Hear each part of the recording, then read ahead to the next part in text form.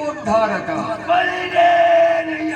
ಇರುವಂತಹ ಸ್ಥಳ ಯಾರೆಂದು ಕೇಳಬಲ್ಲ ನರಕಾಸುರ ಅಂತ ಕೇಳಿದೆ. ನಾನೇ ಸರಿ ಹಾಗೆ ಹೊರಟು ಬಂದಂತಹ ಕಾರ್ಯ ಅನೇಕವಿದೆ ಇಂಥ ಜ್ಯೋತಿಷಾನೇ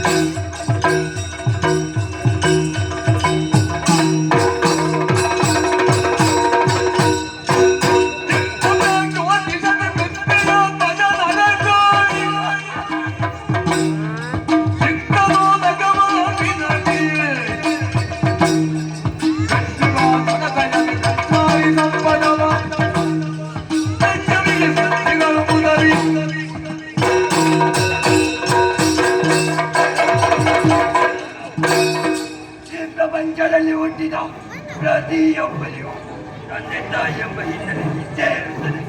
ಆದರೆ ನನ್ನ ಹಿನ್ನೆಲೆಯು ಗೌಪ್ಯವಾಗಿದೆ. ನನ್ನ ತಂದೆ ತಾಯಿ ಯಾರೆಂದು ತಿಳಿದಿಲ್ಲ.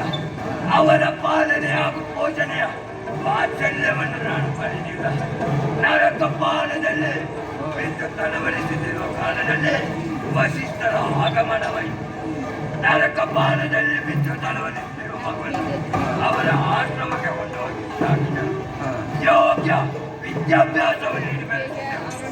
ಆ ಕಾಲದಲ್ಲಿ ಆಶ್ರಮದಲ್ಲಿ ಕಾಪಾಡಣೆ ಬೀಜ ವೃಕ್ಷ ನ್ಯಾಯ ಮುಂದಾದ ಮೇಲೆ ಆತನನ್ನು ಹೀಯಾಡಿಸಿದ. ತಂದೆ ತಾಯಿ ಯಾರೆಂದು ತಿಳಿದವನೀನ. ಆತನು ಕೇಳಿದಾಗ ಚಿಕ್ಕ ಸಂಚಲನಕ್ಕೆ ಸಾಧ್ಯವಾಗದೆ ಹಣ ಕಪಾಲಕ್ಕೊಂದು ಮಾಡಿಸಿದಾಗ ಆತ ಸತ್ತೋದ. ಇದನ್ನು ತಿಳಿದಂತ ವಸಿಷ್ಠರು ನನ್ನನ್ನು ಆಶ್ರಮದಿಂದ ಹೊರಹಾಕಿದರು. ಏಕಾಂಗಿಯಾಗಿ ಅಳುತ್ತಿರುವ ವೇಳೆ ಶುಕ್ರಾಚಾರ್ಯರ ದರ್ಶನವಾಯಿತು. ಮುಂದೆ ಅವರ ಮಾರ್ಗದರ್ಶನಂತೆ ಮುಂದುವರಿದೆ. ಪ್ರಾಚೋದಿಸದ ಅಧಿಕಾರಿಯಾಗಿ ಮುಂದೆ ಕೇವಲವು ವರ್ಣಿಸುವ ಉದ್ದೇಶದಿಂದ ಅಜನನ್ನು ಭಕ್ತಿಯಿಂದ ಮೆಚ್ಚಿಸಿ ಮರಣ ಬಾರದವರು ನೀಡಿ ಎಂದಾಗ ದೇವರು ಹೇಳಿದ. ಜನಕ್ಕೆ ಹೊರತು ಅಂಜನಿಂದ ಮರಣವಿಲ್ಲವೆಂದು ವರ ಪಡೆದ ನಂತರ ದಿಗ್ವಿಜಯ ಮೂಲಕ ಮುರಾಸುರನೊಂದಿಗೆ ದಿಗ್ವಿಜಯ ಕೈಗೊಂಡೆ. ಆ ಮೂಲಕ 16,000 ನಾಗರನ್ನು ಏಳೆ ತಂದು ಸೆರೆಯಲ್ಲಿರಿಸಿದ್ದೇನೆ. ಇದರಲ್ಲಿ ನನ್ನ ತಾಯಿ ಇದ್ದಾಳೆ ಇಲ್ಲ ತಿಳಿದಾಗ ಅವರನ್ನೆಲ್ಲ ಒಂದೇ ಶುಭ ಮುಹೂರ್ತದಲ್ಲಿ ಮದುವೆ ಮಾಡಲು ತೀರ್ಮಾನಿಸಿದ್ದೇನೆ.